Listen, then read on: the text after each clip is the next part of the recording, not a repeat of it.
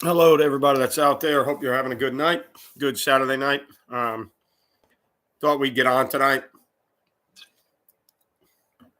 talk a little bit about coverages and coverage adjustment and coverage protections. This time of year is tends to be, at least where we are, tends to be a big 7-on-7 time. We're currently sorry about that. We're currently doing our 7-on-7 stuff twice a week, only doing it 35 minutes at a time. We do one in the morning, one in the afternoon, because a lot of our kids are track kids and baseball kids. So the only time we can get them all is by doing it in the morning. And, for us, at least for me, I view 7-on-7 this time of year for us as a teaching period. We're trying to get our coverages in. We're trying to see if there's any adjustments we want to make that the kids can understand in a very simple setting. I wouldn't necessarily say trial and error, but definitely time of the year where we're experimenting a little bit, and I'm trying to see what our kids can grasp and what they play better. And obviously, you want to go through your base. We always start base first. So the other day we put in some of our drop eight stuff, and I know, for us in practice, we can do whatever we want, and as long as the head coach knows what we're doing and what we're trying to do, we can do whatever it is that we want to do. So we used it as kind of a period the other day to teach them the difference between our drop eight stuff, and it's really all basically versions of 500 3 deep, and how we can change it from cloud support to safety support, buzz support, how that changes the underneath zone. So it's basically our flooded coverage deals, how we play when we want to take some things away underneath. Obviously, as a quarters-based team or a two-read based team, you can get into some situations where there's a lot of spacing stuff, a lot of stick stuff, a lot of intermediate game that you really can't cover if they do it correctly because you don't have enough underneath droppers. The beauty of two read is when you're playing two removed, any verticals become man-to-man, so there's no seam integrity issues. But underneath, you're a little bit short, especially versus people that'll challenge that and, throw the spacing game and the quick game and the intermediate passing game stuff. So we got some of our flooded coverages in so that our guys know as soon as we go to spring and we can drop eight, and which we do often in games. So wanted to get that taught. And then I always like working in the spring with different leverages, trying to teach the kids the difference between our two read palm stuff. And then if we put the nickel outside and we try and play robber quarters, whatever it may be, we play tight front TG. So we really don't set the front. We play with a nose and 2-4 eyes, and the only concern for us is making sure we know who's on the passing strength and who's away, because our blitzes are tied into that. So with our tight front stuff, setting the front is really not an issue. When we were a 4-2-5 team, it was, 3-man surface first. If there was no 3-man surface, then it was, depending on game plan, it might have been passing strength. It might have been set to 3 to the side of the back, depending on what the other team was doing. So kind of out of the setting the front world now with our tight front stuff. So it's one of the nice things about tight front is if you've got ends that you need on certain sides, then obviously you still need to set them. But as far as setting the front is concerned, there really is no setting the front. So I like it better versus tempo teams. I think we have the ability to handle that pace fairly well because the front can stay lined up, and then our coverages are all formation dependent, kind of check with me stuff. So we play with safeties on the left and the right. We don't switch sides with them. So our middle safety and our nickel are really the only two guys that we have to get kind of moved around, or our middle safety and our Sam.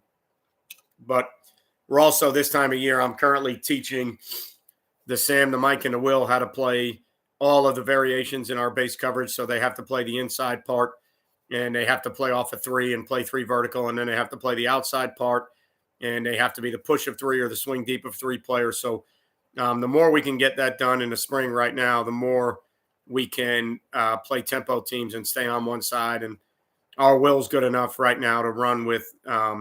We wouldn't match him on anything vertically, um, but our Will's good enough to be an inside palms player. He's good enough to be a curl flat player. He's good enough to run with a wheel of two. Um, he's one of our better athletes on the team. He just actually he set the school record and then broke the school record with his clean and jerk. So he just clean and jerk 315 on Wednesday. So really good vertical jump, really good quick twitch, great 40 time. So our Will can do those things. We don't want him to if we if we had our druthers or if we, everything was where we wanted it to be, we want him to be more of a run fitter in the box, but he's good enough athletically to do those things. So what we do in the off season is we teach him to do everything while we have time, and not really worried about mistakes right now. We're not really, there's no, if we screw something up in 7-on-7 against our own guys, it's really a teaching point for us. So, right now that's what we're trying to do. We're trying to get our safeties comfortable with playing on the hash mark, and then we also put them down in a palms position to make them learn that. I make my corners learn how to play corner and on the hash mark. I feel like personally for me, and this is just my own philosophy on it, but this time of year, the more we can get our guys in our pattern match stuff to play the adjacent component of it. So if the corners can play high where the safety's playing, if the safeties have to play where the corners play, because when we play 3-by-1, our first adjustment is them playing palms that way. So we've got to kind of, especially when we're doing half line stuff, we move our guys around and make them play other components in the coverage. And I feel like that should help them with their pattern match. If they know how their partner is going to match things, I feel like it should make their job a little bit easier. So we also do that at this time of year to see if there's maybe a corner that could play safety. If he was, maybe a safety that wasn't in the starting rotation, if he was good enough to play corner. You're just trying to give kids different tools to use. We're just trying to see kids in different spots. And then we're also this time of year, mess around with playing our quarter stuff and putting the Sam or the nickel outside of 2 and playing, Meg rules on number 1 for us is how we do it. And then trying to teach the kids the difference terminology wise between Meg and Mod and when we would play each one, and trying some different man-to-man deals, to get our corners comfortable, always working on our press stuff. So one of the things we do is like, I'll take the beginning of the 7-on-7 stuff, and we'll do some drill work. So we'll do some out of phase stuff, some ball disruption stuff, and all the things that you need to get done. And while you have time right now, I think those are things that you need to be teaching, before you get, there is no game plan specific right now. We're not worried about opponents. We're not worried about defending, certain structures. We're just worried about getting our base in and making sure our kids understand terminology, verbiage, and then, this is the time to experiment a little bit. So we'll play more quarters now than we normally do. Put the nickel outside of 2 just to get the kids used to that pattern match. Ask our corners to play a little bit more man than we normally would, because this is the time that you want to do that, right? So always this time of year, if we're off, it's probably more pedal than scooch. We press it a bunch. We play motor man press, soft press, however you want to call it.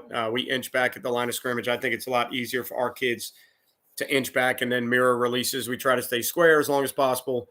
I teach 2-hand, 1-hand, no hand. So if a player's inside of my framework and I can get 2 hands on him, I will. If he's inside the width of my shoulders, I get 1 hand. If he's outside that, I don't even have to get a hand on. So that's the way we work it with our kids. We're not very long at corner, so we have to do things that protect them. So, press for us is not so much it's not so much we have the corners to play press as it is we're trying to make throws a little bit more difficult. We're trying to disrupt some timing. So, if you play press and you force guys to make moves at the line of scrimmage, and you can kind of almost reroute them by your alignment, I don't think you have to be a great press corner. I'd love to be longer at corner, but we're not. So our guys have to kind of, we've got to vary the technique that we're using with those guys, and we got to play it probably a little bit safer version, less aggressive than Some other people might play it because we're not as long. But, I think anytime you can disrupt the timing and get the quarterback to hold on to the ball a little bit longer, invite the low percentage throws. So we've got to work the fade ball. We've got to work slant releases. We've got to work comeback, all the things that you're going to see. I think, the common knowledge would be most people would tell you if you press, you kind of eliminate a bunch of routes, which I agree with. So when we're up there pressing, we work, a bunch on fades and slants and comebacks and throws that we think we're going to see against press. I don't think you're going to see multiple stems when you press. And we play so much palms and two read that we've got to be able to do it. We've got to be able to do it in 3x1. We've got to be able to do it to the single when we want to take some things away to not let people throw access throws and, some of those other deals. So this is the time of the year that you want to be doing that stuff. If there's any coverages you want to experiment. So for me, this time of year, we almost always think about Rip Liz match. I don't play it. I don't carry it during the year.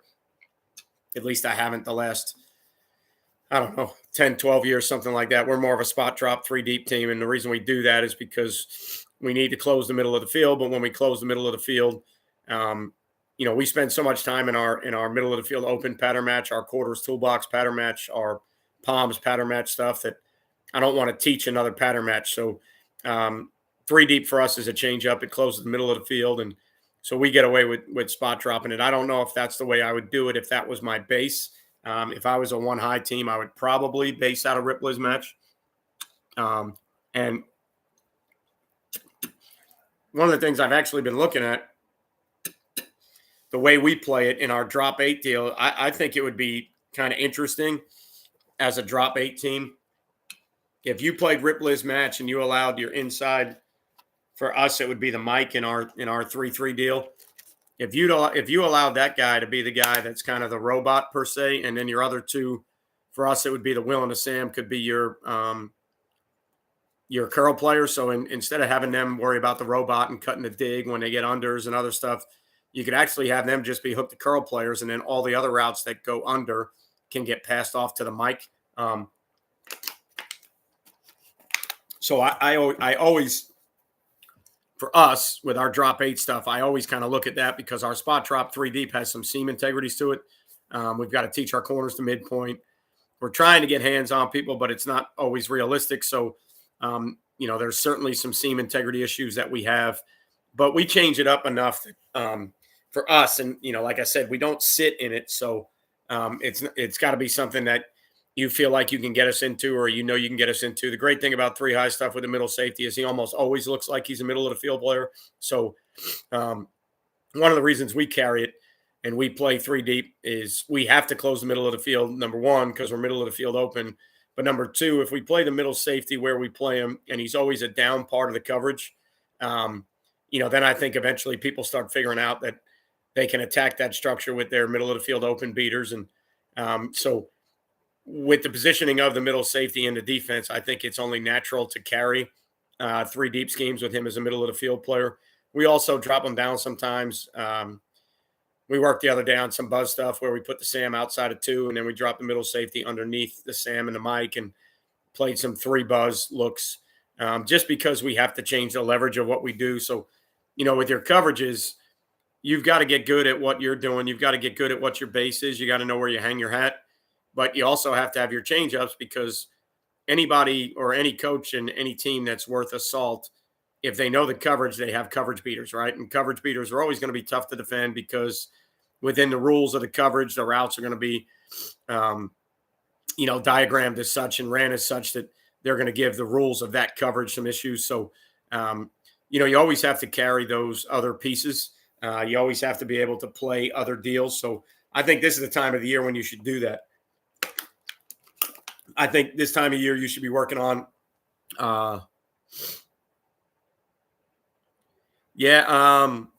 we're a quarters team, so for us when we play our version of robber, we play the Sam outside. He's a swing deep with 2 player. He's got to carry the wheel of 2. Safety's going to play a vertical. If he doesn't get a vertical, he's going to rob posted curl of 1. We play our corners with Meg rules only because we don't do it all the time. So when we do it, I think it's tough to get those kids to understand how to pass off shallows and let any routes that go inside or underneath 5 yards early in the down. We can let those things go. I think, for me at least, in my experience with corners, if you tell him to play man, he probably needs to play man. Now, I'm not saying you can't get that done, and obviously that would be the preferred way to do it. But I think for me, the way I want to teach it and the way we want to do it and the way I'm comfortable knowing that my players understand what we're doing, when we play our quarters deal, we play it more of a Meg deal, and we usually press it, to be honest with you. But we have to change up the leverage on number 2. We play so much palms and 2 read that everybody's going to know the easy throws that they have, and everybody's going to know the leverage that they like. And so we've got to be able to protect. Now, when it's field side flat, I don't think you have to worry about it as much because those throws in high school just don't happen all that often. They really don't happen all that often in college either. But you still have to be able to protect. You got to change your leverage on number 2. You got to be able to get underneath 1 a little bit quicker, or at least take 1 away. So, quarters for us is outside leverage on 2, and we're playing Meg and usually press on number 1. So if we're getting beat up in palms with some quick throws or some high percentage short throws or spacing or things like that, we have the ability to change our leverage up and play the Sam outside of 2, and then we play press on number 1. So kind of invites some different throws. It changes the, you're still middle of the field open, but I think it changes the coverage beaters a little bit. When you place the Sam outside of 2, you can defend. Obviously the out of 2 is not as enticing to those teams. The bubble to 2 is not as enticing to those teams. So, I think when you change the leverage that way, and in 7-on-7, you can do whatever you want. It's not that big of a deal. The issue you're going to have when you do that is now your run fits and who's in the fit kind of changes. We don't teach smash rules in quarters, no. And like I said, that's just philosophically my point of view. I know the way most people do it. I know the way it should be done, or technically is supposed to be done. We play Meg rules when we play quarters. And again, my reasoning behind that is I think it's easier to teach kids, especially when that's a change up. Now, if we were an every down quarters team, which I don't know if anybody is anymore, because with all the 2 removed that you see, I think it's really hard to play quarters every down. And you take your Sam or your nickel out of the fit, and then you've got to get a safety who's 8 or 10 yards deep, but he's also possibly a vertical of 2 player. He's got to be involved in the fit more now. So we do it as a change up. So I keep the rules a little bit more simplistic. But yeah, and most people would probably make smash calls and let the inside shallow go, if it's early in the down under 5 yards, but that's just not the way we do it. And again, to me, the great thing about coaching in football is I don't think you have to do anything technically by rule or the way it's supposed to be done or it needs to be done. I think you do things that are, to me, I think you do things that are easier for your kids. I think you do things to defend what you see. And then I think you have to have the ability to take the coverages that you play and defend the things that you see. So, now if we're playing palms, we certainly, our corner makes an undercall, and then we've got to get the Sam out. If 2's vertical, we got to get the Sam through that out towards 1. But when you're playing palms and teams are running smash or they're running field side flat routes, especially by number 1, if they can pump the ball out there to him, at some point you're going to have to get out of palms. So if I liked our run support, I would probably play more traditional cover 2. If that was the theories we were getting. I would try and take the flat throws away and try and sink underneath the smash a little bit and hold that and force the ball down. But with the ball on the hash mark so much in high school, I don't really like the run support of it, especially if you keep your Sam inside of number 2 and he's getting blocked and now the safety's a deep half player. I wish we could play more cover 2. We play a bunch of it, but I actually wish we could play more and take away. I think in high school, the biggest thing is you've got to take away the throws that the other teams can make. I think sometimes when you're talking about coverages and you're dealing with coverages, I think sometimes you worry so much about your own coverage and where you're weak, and you really don't stress sometimes where the other team is going to make their throws. You work on the coverage beaters all the time, but really, in essence, I think the best coverage needs to be designed to take away the throws that the other team can make and that the other team is willing to make. And then your changeups need to kind of work off of that. So your changeups need to protect your base deals, and then they need to protect versus what you're seeing, right? Because I think getting guys open on offense in the passing game, I don't think that's the hard part.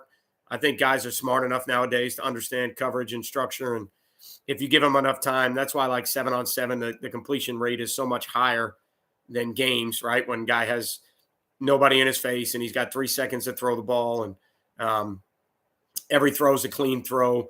Every pocket's a clean pocket. So I think sometimes you, as defensive coaches, you have to not get distracted by all that and not worry so much about how many completions there are. And you need to worry more about what routes are being completed. Why are they being completed?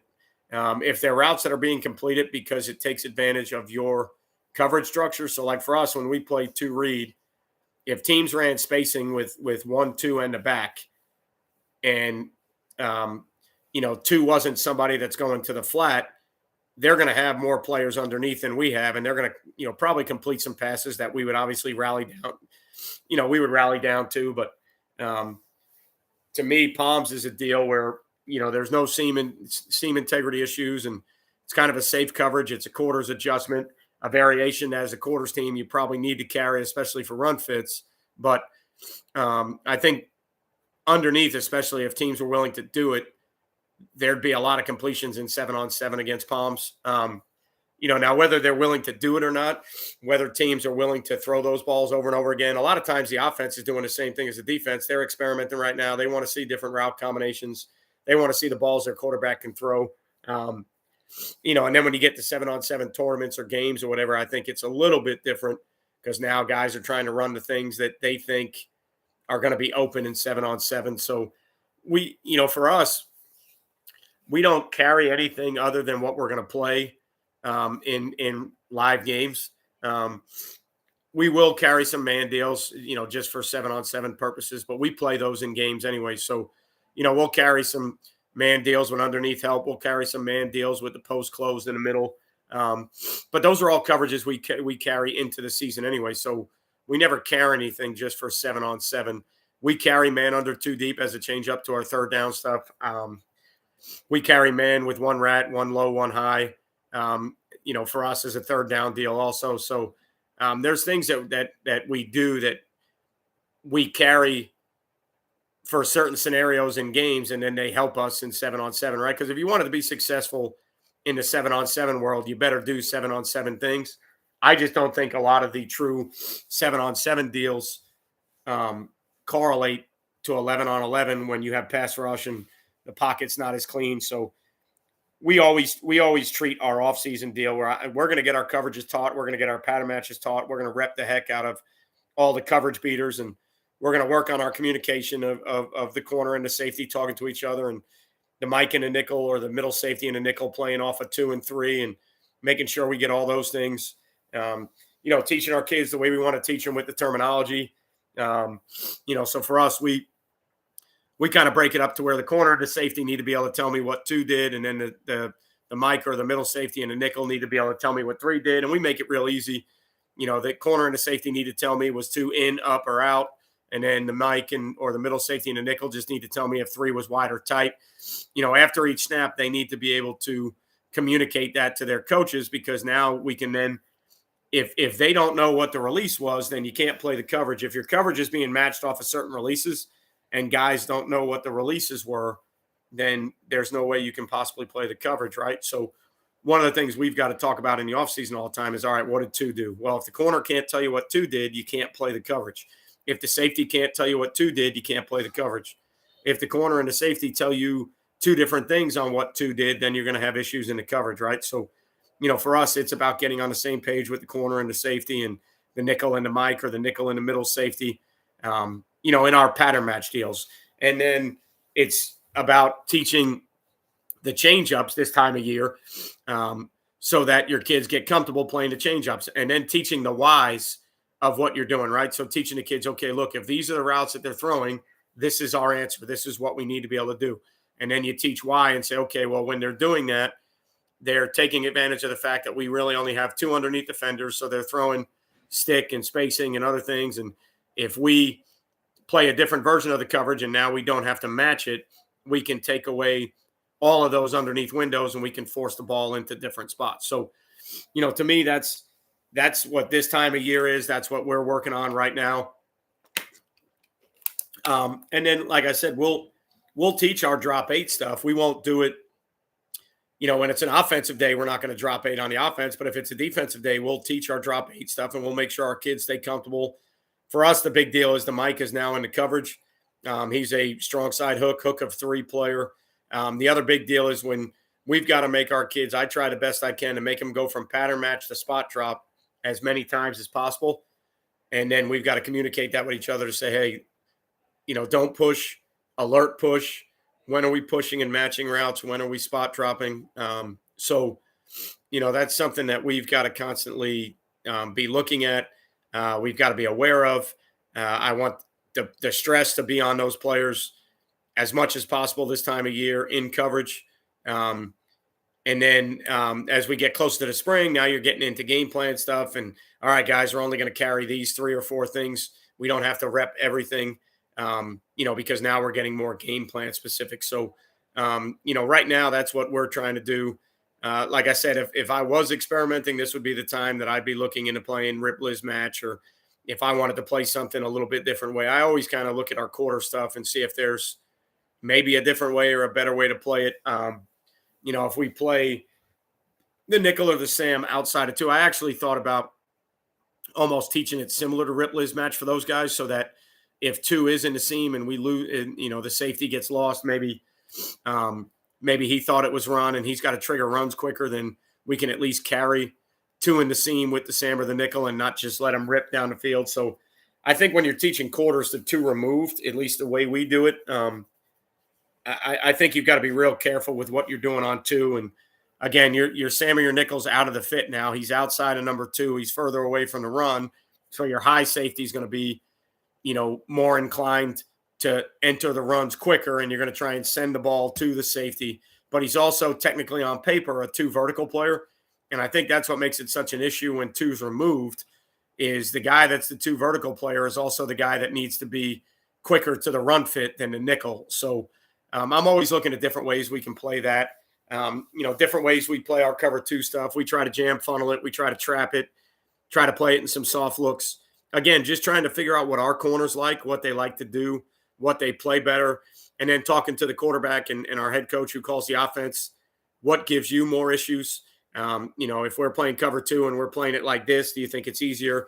If we're playing cover 2 and we're playing it that way, just deals like that, working on rotations, trying to get guys to hold their looks a little bit longer this time of year when it's 7-on-7. Those are the things that we really want to look at and work on.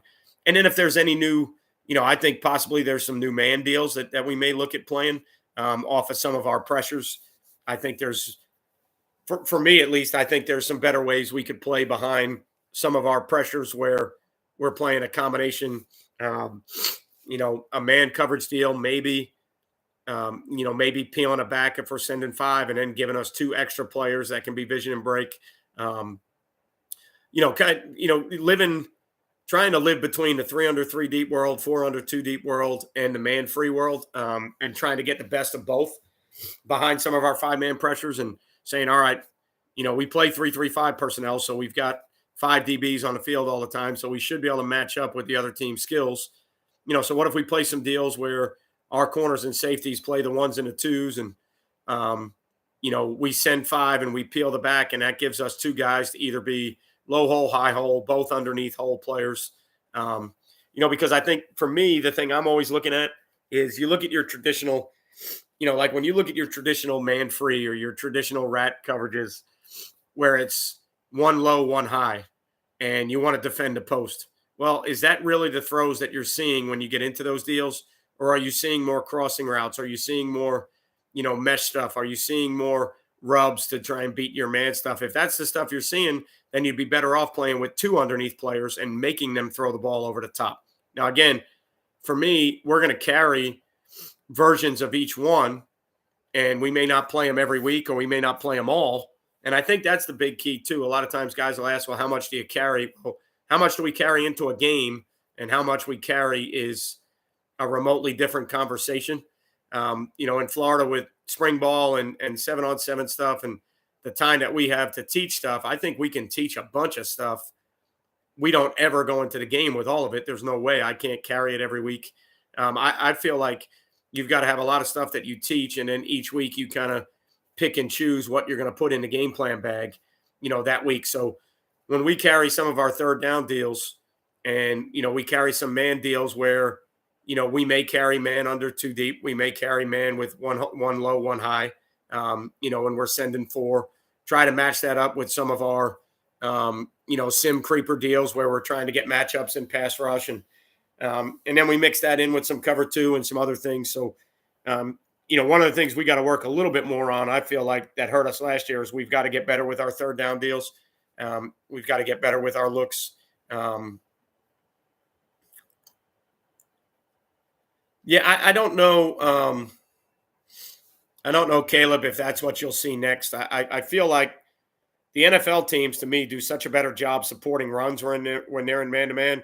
I think with the amount of read game and quarterback runs, I think you'll end up being a little bit short in the box when you're playing some man stuff. So maybe the next evolution is some man-to-man stuff with somebody playing, a spy or vision and break off the quarterback. So on quarterback runs, you can support them. I know for us, anytime we go man and we see mobile quarterbacks that are in the read game, if we don't fit things right, they can, they can pop and get ugly in a hurry. So, when we're playing teams like that, I get a little bit, I shy away from man deals a little bit. But I think that to me, the evolution, or at least where I would like to see the evolution go, would be more combination coverages where you're playing man on the guys that you need to play man on, but then you've got some extra players to do whatever you want to do with. And that would be my argument all the time, is like, when people think man free, they think man with a post player in the middle of the field. So one free, right? One high, free player, everybody else playing man. Well, if you're playing one free, shouldn't you really have the luxury to play the free player wherever you want to? If the term is free and he's free to play, does he need to play the middle of the field? Does he need to defend the post? Or can you play one free with him in different places where you think you need him? To me, that's where I would like to see things go. And I think that's where I'm going to go maybe a little bit differently, is I think we're going to try and combine some of our man stuff with some underneath help. And then again, if you could carry, one or two versions of that where you've got help underneath and then you got help over the top, and then you can teach your man players how to play with leverage and how you want to play those deals when you have help and where you have help. To me, that would be, I think, the evolution of things. I think you're going to see more two high structures in the high school game and even a college game, simply because of all the quarterback run and, what you need to do to support that. But that would be interesting to see, if teams would play more man-to-man stuff like the NFL is. I don't think our game resembles the NFL enough to really look at what the NFL teams do. I mean, I'll look at it a little bit. I like seeing how they play compressed and bunch formations, but I think our game is so much closely tied to the college game that I spend more of my time studying that. But I think coverage wise, I think probably what you'll see a little bit more of. I think you're going to start seeing more drop 8, and I think the more people start to figure out that, at least in our game, what I see, if the ball is out of the quarterback's hands quickly and you're not going to get home, then why not drop extra guys instead of rushing extra guys? I see, to me, there's so much now screen, access throw, bubble screen, intermediate passing game, spacing, quick game.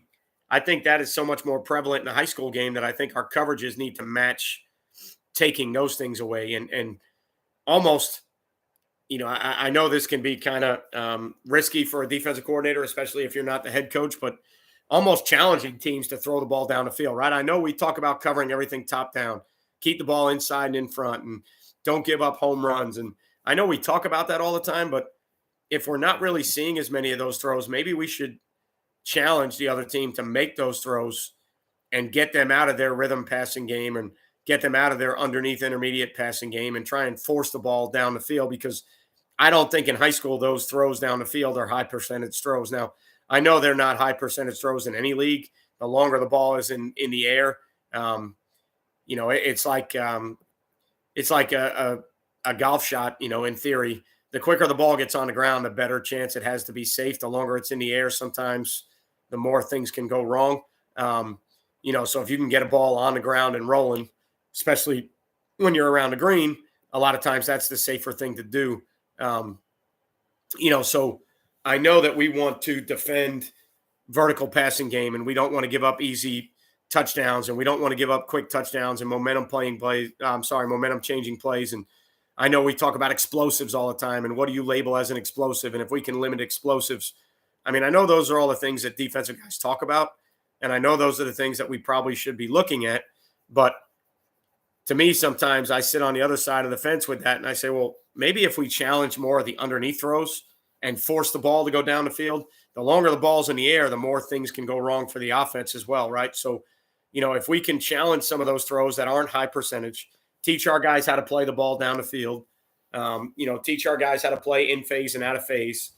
To me, sometimes I think that might be a better way to play, because in essence, what you really want to try and do is force the offense to do things they're not comfortable doing. Well, if they're not comfortable pushing the ball down the field, then by all means, we should be playing coverages that force them to push the ball down the field, right? You don't play coverages per se just to play them on paper.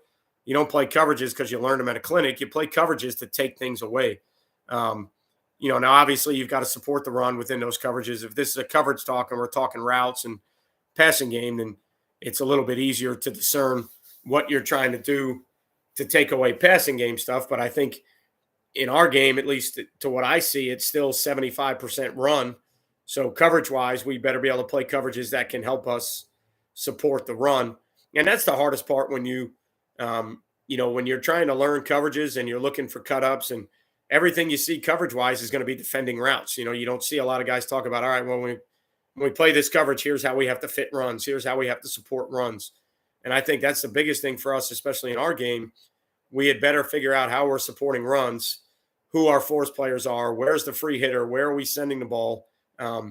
If we do that, then we've got a chance coverage-wise, because, again, I think, it's still 75% run on base downs in high school football. Even on third downs, our game analytically is nowhere near the same as college and the NFL.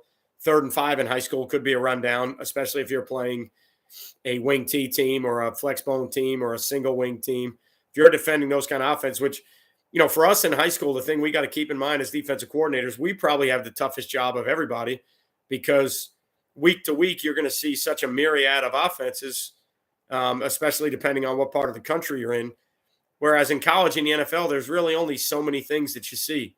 And week to week, the game plans can be very similar, because there's really not a lot of fluctuation in offenses, especially in the NFL, right? There's only so many theories out there that you see in the NFL. So those guys can get away with doing, certain things because they never have to defend something else.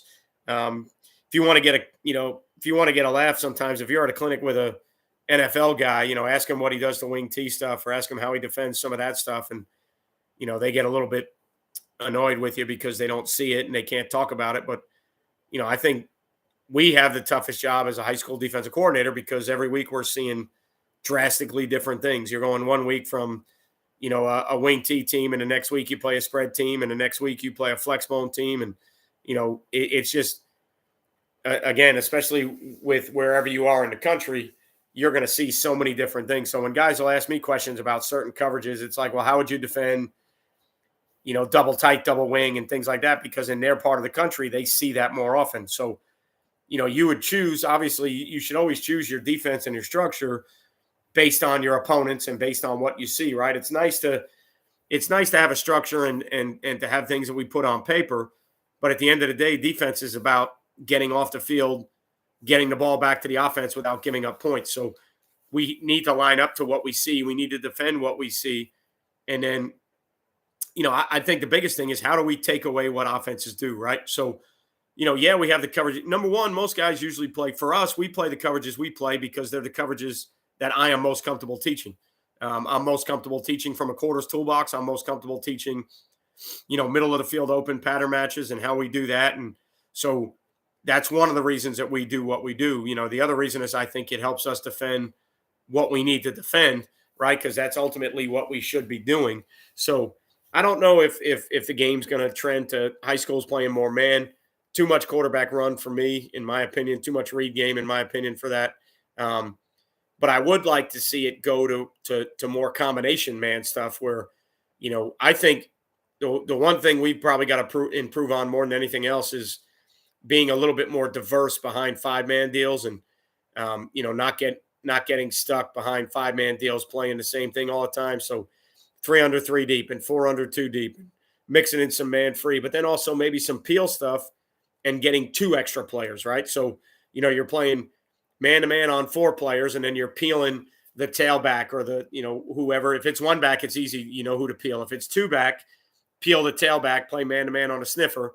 And now to me, you got 2 guys that you can look at and say, okay, so if you send 4, you can play man under 2 deep, you can play 1 rat, you can, do some different things. Well, if you send 5 and peel, you gain the same advantage, right? So if you send 5 and peel, it's really the same as sending 4 because you're going to gain the same amount of guys in coverage if a back releases, right? So if the back doesn't release, then you can keep bringing your 5 guys. Nobody needs to peel. And then if you have 2 extra players, because one of them is not assigned to the back that you're peeling, now you can play a low hole and a high hole. You can play 2 underneath guys. So, to me, the interesting thing would be, especially like 1 back is easy, right? Man to man on the skills, 3x1, 2x2, my corners, my safeties on your wideouts.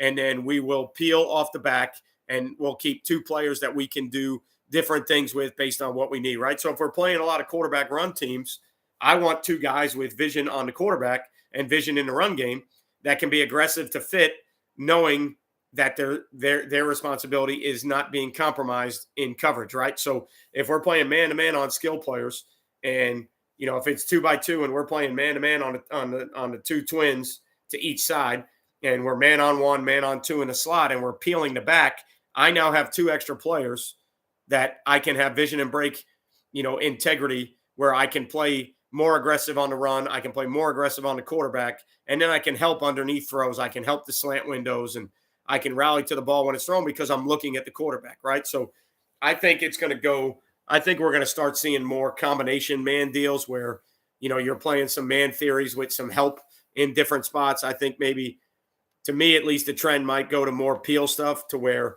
if they can't get the back out, then keep rushing. If there are teams that get the back out, let's use one of our rushers and peel so that we can gain players elsewhere where we need them, right? If we don't have to worry about the back because we're going to peel on the back, now we can get extra guys where we need them. So that's one of the things that I'm looking at. See if it'll help us a little bit in the run game when we send 5, see if it'll give us another answer to our 3 under 3 deep and 4 under 2 deep and some of your man free deals. Now you change it up and, you're playing a version of man free, but you're doing it with 2 free players. And again, where those free players are, maybe you can get in a deal where you peel the back and now you send 5 and you play man free. And now you've got 2 extra players. So one of them can actually spy and almost play man on the quarterback. And then you still have a free player on top of that, right? So, if you had a guy that was going to fit the inside part of bash theories and you had a guy that was going to fit the outside part of zone read stuff, you can be way more aggressive with the guys that you're sending if they know how the guy behind them is going to fix it. So, if I'm sending 5 and I want those 5 to be really aggressive, if I take the quarterback off their plate, they can be way more aggressive. So if I tell them, hey, look, you guys have to peel the back, but you don't have to worry about the quarterback in the run game. So if it's bash, you can go ahead and go up the field to the back. I'll fit the quarterback with somebody else. I think, that's one way when you're sending guys that you can allow them to go a little bit more aggressively. So we send 6. We play 3 deep, 2 under. We do peel it. So we play vision and break. We play all the old Michigan State stuff. The better way to do it might be send 6, peel, and figure out where you need those underneath players. So, to me, I want to mix it up where when I send six, I want to also be able to cover down a little bit tighter. So I think 6-man hot pressures are a great changeup, especially versus teams 2x2 and any two removed. It's awesome. 3x1, it gets a little bit dicey at times, but the theory behind that is you have less guys in coverage, but guys aren't open unless the quarterback sees them and throws it to them, right? So there's going to be, when you send six and play 2 under 3 deep, there's going to be guys open all over the place. They're only open if the quarterback sees them and can get them the football. So I like that theory. We've sent six and played man free with appeal. But if you sent six and you peeled, then if you combine that to where you sent six and played man and peeled, now you're going to get at least one extra player that can be a free player, or he could be a vision and break guy or a spy on the quarterback, to where, now you're not stuck in the straight zero world when you send six, because I think peeling in high school is something that guys should do. And I know I should do it a hell of a lot more. Teams don't use the back. Teams very rarely throw the ball to the back. There's not a ton of teams that throw the ball to the back, right? And if they do, he's usually out in the route early. He's a push player. He's a swing player. You don't see a lot of multiple checkdowns to the back. You don't see a lot of teams that carry 10 different routes for the back that he can check down and he can run the angle route. And a lot of times either the back's in protection or he's to the flat. So to me, sorry guys, I got the last week or so, I've got the sniffles, runny nose, so apologize. To me, that's a thing that I think guys should look with how you're doing it. I think you got to do both, TG. I think you got to carry it all. And again, you don't have to carry 9 versions of all of it, but I think you've got to be able to send 6 and 0. I think you got to be able to send 6 and play 2 under 3 deep. I think you got to be able to send 6 and peel it and gain extra guy. And then I think you got to be able to drop 8 also. I think if you do one or the other all the time, no good. It's kind of like tempo offenses. If you're tempo all the time, it's not really that good. The best thing about tempo is when you play very fast and then you change the pace, that really gives the defense more issues than you just playing fast all the time, right? If I know you're going to rip the ball every 8 seconds, I can work on how I'm going to combat that. If you're changing the tempo on me, that's different. And I think it's the same thing, changing how you play things. If you're dropping 8 all the time, that starts to get repetitive and they'll figure it out. If you're sending 6 all the time, that gets repetitive and they'll figure it out. So when you have a little bit of everything, and, to me, like I said, you don't have to carry. If you had one 6-man pressure and you had the ability to play it 0, you had the ability to play it 2 under 3 deep, and you had the ability to play it with some type of peel deal, right? You don't have to carry multiple 6-man pressures. Obviously, you can if you want to, and it's all about how much your kids can handle. But like for us in the 3-3-5 world, if our 6-man's all involved, the Sam, the Mike, and the Will, I've got 5 skill players to do whatever I want with. So now I can play 2 under 3 deep. I can play 0. I can do whatever I want. And then if the 6-man deals had the Sam and the Will coming off the edge, I feel good about peeling anytime I want to. So to me, it's more using your players to their skill set, using your players the way they should be used. I think sometimes on defense where we get carried away as coaches is we want multiple 6-man paths, right? And we want to create chaos and we want to get after people. And, I think when you're carrying multiple 6-man paths, then you need to be a little bit more simplistic behind it because you can only teach so much, right? So if I was carrying multiple 6-man paths, then I probably would do something very simple behind it because, to me, if I've got to work on all the different combinations of blitzes I'm sending and pass I'm sending, I may not have a chance to work all the coverage components. Now, again, if you kept the same 6 guys in your pressures and you kept the same 5 guys in coverage, now I think what some people might look at that and say, well, it's a little bit too rigid. You need to send your safeties. You need to send some guys from different spots. You need to send a corner. And as much as I agree with that, if you looked at it from an efficiency standpoint and said, all right, look, if our 6-man's for us in the 3-3-5, if our 6-man's involved the Mike, the Sam, and the Will, and the back end skill guys are the guys that are going to be in coverage, well, those 6 can probably run as many passes as they want to because it's those 6, and the 5 behind it can probably play as many coverages as we want to because it's the same 5, right? So that's something that I would get behind 100%. If you change the pass up with the same 6 people and the same 5 in coverage, I think you can get a lot more done. If you're going to change up who's in coverage and who's blitzing, I think you won't be able to get to as many six-man paths, right? Or at least you won't be as effective with those six-man paths because there's only so much time in a day, and there's only so much time you have to teach that stuff, right? So, I know how great it is to be exotic and send a will and a safety, and I think you can do those things. I just think you need to be simplistic behind it, because to me, if you're going to carry more paths and more pressures, you should probably carry less coverages. If you're going to carry more coverage components, then you should probably carry less paths. Or, so I try to keep our six-man stuff. I try to keep the Sam, the Michael, and the Will involved as the blitzers. I try to keep my coverage guys and my skill guys more coverage guys. And then that way I think we can be multiple with the path because it's the same six guys doing it. And then I think we can be multiple with the coverages because it's the same five guys doing it. Now some guys will balk at that a little bit and they'll say, no, well, we don't want them to know who's coming. And for us in a 3-3-5, there's way more depth in a defense because by playing three high, I think we add another level, right? So guys talk about first level, second level, third level. Well, for us, it's almost a fourth level. We've got first level linemen and second level linebackers, third level middle safety, fourth level secondary. So, I think we have more depth in the defense, and we use our middle safety as a blitzer.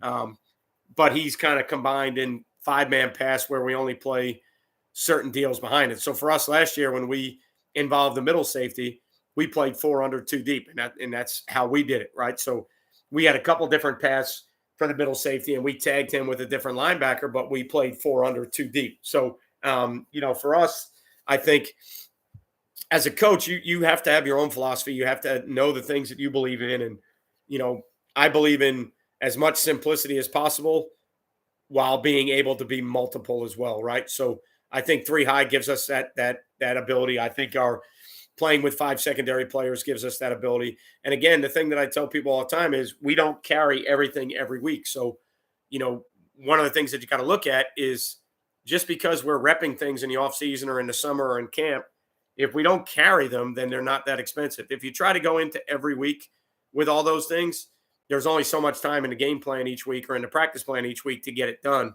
So I think the off season, to me, you should be building as many tools as possible to give to your kids, add to that toolbox, and then understand during the season how much is available for us to actually reach in and pull out, right?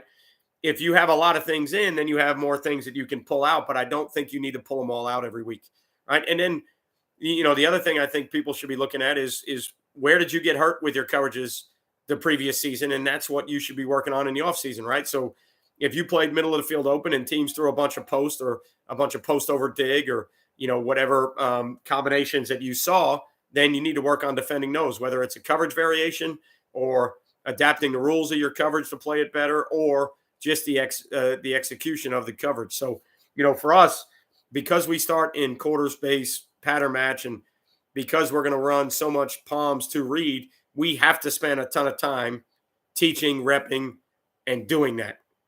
And then you kind of got to, you got to make your practice plan and set it up almost like a pie chart to say, okay, 70% of it needs to be in these theories because that's what we're going to play the most.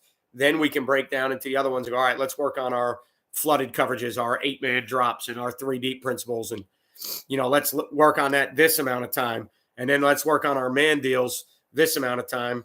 And hopefully, if you're doing things correctly, on a Friday night, your call sheet should match your practice sheet. Now, I know what's going to happen is games are going to change and, you're going to get down 14, you're going to get up 14, and that's going to change some things. But, with all things being the same or being equal, your game plan on Friday, the calls you're making should be conducive or directly in correlation to what you did during the week, right? So if you spent 70% of your time in base playing certain coverage structures, then that's what you should be doing 70% of the time on Friday night. Otherwise you need to reevaluate how you're practicing because, you're repping certain things during the week, but then on Friday night, you're calling other things more. And again, I know the game is ebb and flow. I know the game is momentum. I know the game has feelings sometimes, but as a coach, I think you'd be better off. It's the same thing with an offensive guy, right? You got your game plan going in, and then you need somebody. And I know there's a question up there. Somebody asked me about the booth. Well, when I was an offensive coordinator calling plays, I would always have somebody in the booth trying to tell me if we were on, if the game was in the balance, right? And we weren't down or up 14 points. I want the guy every drive after the drive, I want the guy to be able to tell me and go, hey, coach, we're getting away from the game plan. Said we wanted to be 70% run or whatever on first down, and we're now 50%. I need somebody giving me that info because as a play caller, you get kind of caught up not only calling plays, but you get caught up with down and distance situations, field position. You need somebody that's going to come back and say, hey, coach, go back to counter. We ran counter twice for 8 yards, 9 yards, and you haven't called it since. Hey, coach, go back to, stick draw. Every time we ran stick draw, it's been +3 or better, and you haven't called it in the last 2 drives. Those are the things you want from the booth. On defense, I need a guy that's going to tell me personnel. If I'm on the field and I can't see personnel, I need a guy that's telling me, hey, coach, it's 10, it's 11. Hey, coach, 32's in the game, 86 is in the game. If there's somebody in particular we're looking for, that's what I need the booth guy to do. And then if there's any exotic formations that I can't see, if there's any unbalanced or X over or something that I just can't see on the field, that's the information I want from him, right? And I think as a coordinator or a head coach, you've got to train your guys how to be in the booth, right? That's an acquired skill set that people have to understand. I need information, but I don't need too much information. I don't need play calls. If you're charting it and you're telling me to go back to things that we already called that were working and I've got away from them, that's different, right? But you don't need 3 guys on a headset telling you, hey, blitz, play man, drop 8. That communication when the bullets are flying, you don't need all that stuff going on in the headset, right? So teaching guys how to be on a headset is a deal that I think more guys should understand. And, giving your guys a role of what you need them to look at. And then in between series is what you're asking them to do. And, maybe somebody's just working on the analytics and the statistics, putting together your hit charts and saying, all right, coach, we've blitzed 60% of the time. You said you only wanted to be 30% pressure. And, somebody that can kind of dial you back a little bit and give you the actual data of what's going on because you get lost as a play caller. You get kind of caught up in the emotion of calling plays and trying to get your team off the field. And then when somebody can come back and go, all right, coach, during the game plan and during the week, we practice 70% base and we've only been base 40% of the time. We're getting away from what we're doing, which means, now if that's working, okay, so be it.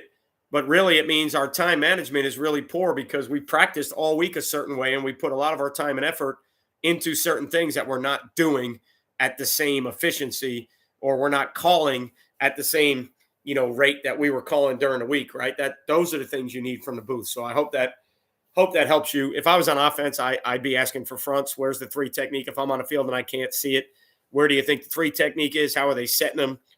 If there's a coverage component I can't see, that's the information I would be asking from those guys. And then I think as a booth guy, I think you've got to do a very good job knowing what to say, when to say it, and not trying to say too much. I think sometimes because guys in the booth are removed from the field, I think they lose touch with that sometimes, and they want to be given so much information because that's why you're in the booth. But certain information sometimes is overkill. Certain information is, not really needed. But guys, and those guys really want to contribute. They want to help the team. They want to help the coaching staff. So I don't think by any means they're purposely doing things to harm, but I don't think they understand sometimes that there's a certain method of communicating that needs to be followed. And this is what I need. And this is when I need it. So I think that can be coached up. I think that can be coordinators or head coaches. I think we can do a better job with young guys, coaching them on how to be in the booth and what you're looking for from guys in the booth. But I think tonight's talk was, again, I'm sorry, guys, my nose is running like heck. Tonight's talk was more about coverages you play, and how you would change those up and how you would protect them. We're a 2-read team. That's what we do. We're a quarters-based toolbox team, and that's who we are. So we're going to constantly work on that in the offseason, and then we're going to close the middle of the field with 3 deep. We spot drop our 3 deep, and it's more of an 8-man, a drop 8 type deal. So the other reason we do that is because we want to flood underneath zones, because I think as a Palms 2-read quarters team, I think we're going to get a bunch of spacing, and we're going to get a bunch of those concepts that put more guys in underneath zones and we can cover. I think you always need to carry man deals, especially in the RPO world now. So even if you don't feel like you're a man team, I don't feel like we are a man team with our players. I don't feel like man-to-man is a good deal for us, but we will play it, and we will play it enough simply because I think you have to with RPOs, and I think you have to take away certain throws And I think you have to just to protect your coverages, right? So if what you do is what you do and you don't do anything else, then eventually, guys are going to figure that out. So I think you need to carry things sometimes as change ups. And I think you need to carry things. Obviously, you need to carry things that have an answer. So if Palms is getting ripped, you got to have an answer to that, whatever you think that answer is. Um, but at the same time, you also need to carry things as a change up so that the offense and the quarterback and the guy calling the plays doesn't get comfortable seeing the same structure over and over and over again, right? So just make sure in the offseason it's 7-on-7. You don't get caught up with 7-on-7 success. I think your kids need to see success. Don't get me wrong. If you're playing in tournaments, you want to compete. Don't get me wrong. But we have a conversation very, very early with our guys on both sides of the ball. And we tell them what our mindset is in 7-on-7. And we tell them what we're trying to do in the offseason and what our plan is. And then when we go to tournaments, we carry enough pieces, so the offense will carry enough and we'll carry enough on defense that we can handle the 7-on-7 crap that you're going to see in tournaments. Because if you're going to go, you want to compete, right? Don't go not to compete. But our guys know from very early on that we are not going to do things just to win 7-on-7 games. And, in this past season, we were 8-3 and lost in the first round of the playoffs, won our district championship. So I think our guys now see the success and they understand that this method works. With anything you do, from a scheme to a structure to a philosophy to a culture, if you don't have success, eventually nobody buys in, right? So people buy into good things, but they also buy into things that are effective, right? So if you're winning games, it's a lot easier to get kids to buy in and go, look, this is why we play this. This is why we use that technique. This is why we do those drills. This is why we carry those things. We're winning games, right? When you're losing, sometimes the kids will come back and go, well, why do we play this coverage? We're not winning. Why do we do these drills? We're not winning. I think winning is the easiest way to get buy-in. I don't think it's the be-all, end-all, especially at our level. I think there's a lot more involved in our game we should be doing. But ultimately, winning is what gets buy-in, right? So, we will get out of it at times. We'll go to straight cover 2 if they're really compressed. And then we'll have the ability to zone some things off. If we are seeing things, whether it be tight splits or stacked or things like that, then we've got some different deals that we play versus stack, where we'll play traditional in and out and banjo it. And then we'll press the stack, the point guy, and we'll play all of 1 on the press, and the safety will play 2. And then we'll press and play inside leverage. So we'll press and play IO. So the corner will press from inside leverage and he takes whatever route goes inside. So if the guy he's pressing releases outside, he stays inside and plays the back guy, and the safety plays the receiver that released outside. So I think you got to have different answers to stacks. And then, with compressed sets, I think it's very tough to play your Palms deal, because where do you put the apex defender? Can he set the edge if you're playing Palms or 2-read? If he can't, where are you going to line him up? If he lines up there, does it mess up your coverage integrity? So I think with the other thing with stacks and compressed sets you need to look at is, what is the other team trying to do? Very few of the offenses that run those things can run their whole offense out of it. So I think normally when you see compressed or stacks, they can only run 2 or 3 of their deals. It's very hard for them to run all the same route stems, and the departure points change, the landmarks change when a kid is compressed and he's got to run curl flat or whatever he's trying to run. So a lot of times when you see those theories, you're only getting certain theories with it. So make your adjustments, based on what you're seeing. So I think when guys ask about stacks and bunches and everything else, to me, it's more like, what are you seeing? I can't tell you how to play it unless I know what you're seeing, because you don't play something just because it's a bunch check, right? So you don't go to a box check or, whatever, a nail check, whatever you may do, like whatever your checks are, you don't play them just because that's what the internet says to play to bunch sets. If a team's in bunch and they're doing certain things, then you got to play some type of component that handles the things that they're doing in a bunch. So usually compressed sets, to me, you better be able to force the edge. They're probably going to run the ball out of those sets first. And then you better be able to get enough guys underneath, because if they're compressed, a lot of times when they're compressed, they don't attack vertically as much. They're compressing to gain the entire width of the field and make you defend the width of the field. So from their splits, you don't get as many vertical throws. Not saying they won't. So when you see stacks and you see bunches, defend what you see, right? That's the biggest deal. So I appreciate all of you guys being here tonight. Remember this Thursday night, we are doing a virtual clinic with Noel Mazzone. Noel Mazzone will be speaking on offense. I think he's going to do a deal on tempo offense. So you can email me, sting8740@gmail.com. If you are interested in that. It's going to be it's $10, and then it's going to be the only way I can do it is through Cash App or PayPal, deals like that. We did one last week, and a couple guys mailed me a check, and I'm never going to make somebody miss out on an opportunity because they don't have the ability to send money the way money is sent nowadays. So we're going to do a bunch of these virtual clinics throughout the next couple months. I'm going to try and do 2 a month. The first one is this Thursday night. Again, it's with Noel Mazzone. Used to be coordinator for Texas A&M and UCLA and Arizona State, and was in the NFL for a while, and is the quarterbacks coach in the USFL with New Orleans. So great coach, somebody I'd followed for a long time, really like his ideas. So if you're interested this Thursday night and you want to register, send me an email, sting8740@gmail.com. I'll get you the payment info. I'm going to try and record it so that anybody that pays for the clinic, if it's recorded, I can send them a link. I'll upload it to YouTube, and I won't make it public, and then I can send a shareable link. So I'm really excited about these since we couldn't get our in-person clinic done the way we want it to. We're definitely looking to do the in-person clinic again because, like I said, last time we were on YouTube Live, I think the clinic world is missing some things, and I think there's enough of us out there that understand what's missing and how we can make it a better experience. So, again, thanks for all you guys for jumping on a Saturday night. Always a good time when guys interact. I learn as much from you guys, and when you guys interact and you throw things out there, whether I'm answering a question and have to think about the question, that helps me, or if it's you guys throwing up some things you do, that helps me as well. So hope your off season's going great. Hopefully remember to turn your clock ahead, lose an hour of sleep tonight.